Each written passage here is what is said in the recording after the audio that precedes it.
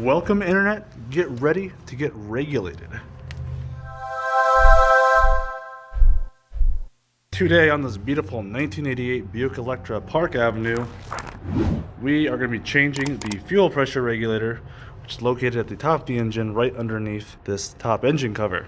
Now the fuel pressure regulator is intended to regulate the fuel pressure, it's in the name, of the fuel coming from the fuel pump, which is these two lines right here, going to the fuel rail and then out through here and back. And the reason I know the direction of the fuel line of the fuel flow is the diameter of these metal pipes here. So this generally on most fuel injected vehicles, your larger piping is going to be your supply line coming from the tank, high pressure from the fuel pump, and then that is this line right here on the left, goes into this fitting up here and then through the rail. Let's get this cover off and we'll look into it.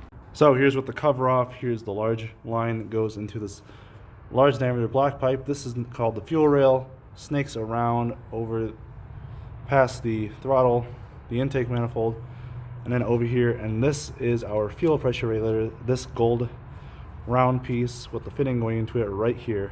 And then you have your smaller diameter return line, which snakes back over this way. So I suspect my regulator is bad, so we are going to go ahead and change that. First thing you want to do is have the engine cold. You do not want to have this running for at least 3 to 4 hours before you do this. You want everything cold and you want the pressure out of the fuel system. So on many vehicles you're going to have a Schrader valve for checking fuel pressure and releasing fuel pressure, and mine happens to be located right here next to the fuel pressure regulator. So what you want to do is take that and you want to depress this little pin here and make sure there's no pressure in the fuel system. Alternatively, you could use a fuel pressure gauge like this one, but since this car has been sitting for almost a day now, there should be no pressure at all in the system. It bleeds out slowly when the car is not running. So you can use one of these, you can depress this pin over here. Either way it works, as long as there's no pressure. Okay, so this is a relatively easy process. Should take less than an hour on this model vehicle. So there's two bolts that will hold it onto the rail here, and then you have a vacuum line fitting and a return fuel line fitting. So let's go ahead and start those. So let's go over some sizes quickly. The bolts holding this on are 10 millimeter for this application. The larger hexagonal bit on the fuel pressure regulator is 19 millimeter, and the fuel line fitting is 5/8. And I should mention, before you take out these bolts, you probably should crack this fuel line loose because it's going to be much harder when it's not secure. So when working on fuel lines or brake lines like this, I highly recommend using a flare nut wrench such as this. It provides a lot more gripping surface and it has a hole so you can slot that onto your line over the flare nut. So I highly recommend getting one of these. Very nice purchase, and it's very helpful for not rounding stuff off. So I got a 19 millimeter and a 5/8 flare nut, and we're going to crack this guy loose. So we just hold on to the fuel pressure regulator like that, and then we take our return line fitting and we're just going to crack it loose. And there we go, just like that, she's cracked loose. Now of course gasoline will start seeping out of these holes, out of these lines, so you're going to want to get some paper towels, and the engine not being hot, also very helpful when this occurs.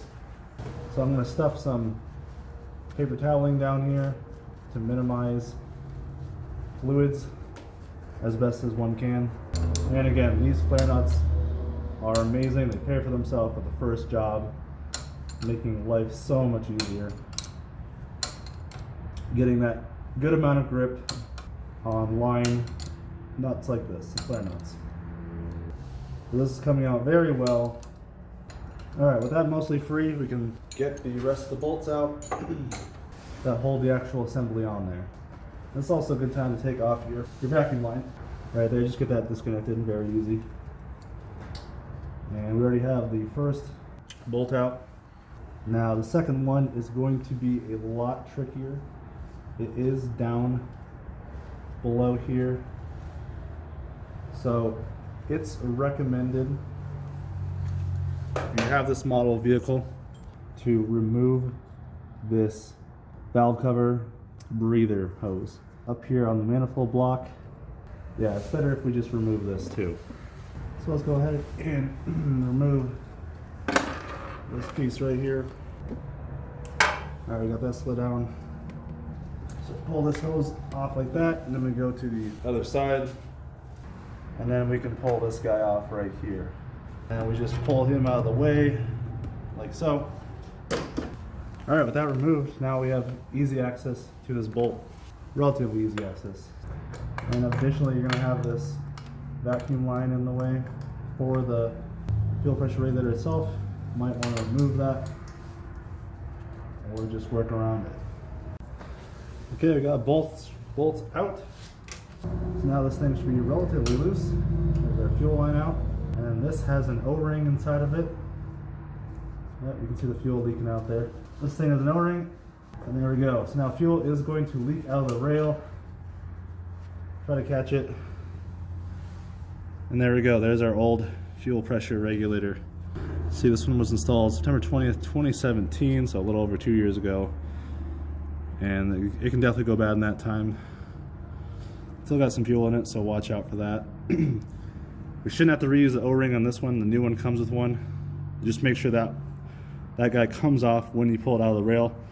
If you don't see a ring on there, that means it's going to be stuck inside your rail and you want to go pick that out. But just make sure that's off, and there you go.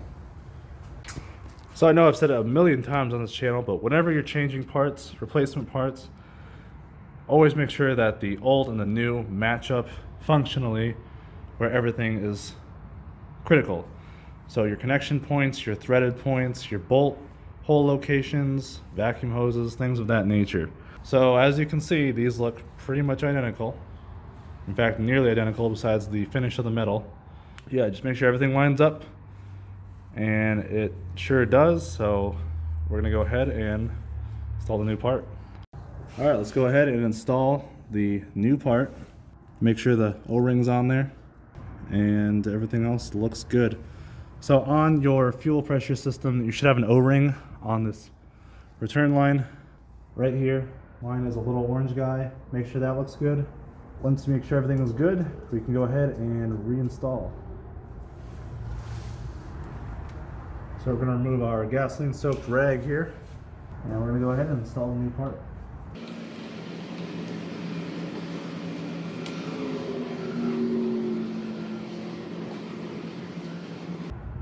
So with that O-ring, it should kind of want to snap in there almost. So just make sure that is nice and seated in there. And then we can go ahead and start our bolts. So there's one started. And this bottom one here is definitely going to be harder to start, but just bear with it. Okay, so we got both bolts on and the vacuum line on. Now the last piece is to get this return fuel line on, and it does have a small O-ring that you don't strictly necessarily have to replace, but it's very good maintenance if you do. So I want to go ahead and pull this ring off here, right on the end of this. And that one probably could use replacing since it is literally got a chunk out of it. So let's go ahead and find a ring for that. I have a replacement ring assortment. Looks like this. Make sure it's rated for gasoline, and we're gonna go ahead and find a replacement. Looks like that one might be a good candidate. Make sure they're roughly the same size. That looks okay. We'll try it on there.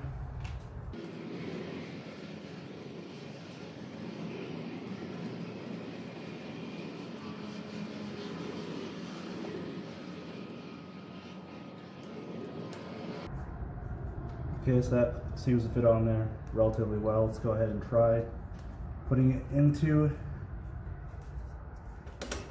our fitting there connection. And then basically you just gotta screw your return fuel line in, get that started. Remember, this was 5/8.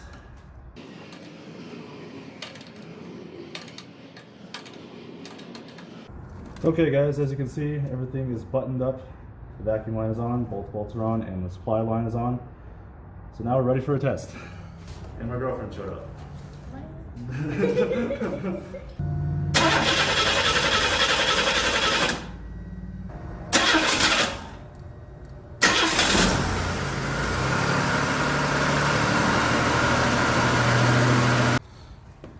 So as you heard, it ran, had the pride in the system for a few seconds, but it seems to be in 100% working order, no leaks. So I think that's a job well done. Thanks for tuning in, and we'll see you in the next video.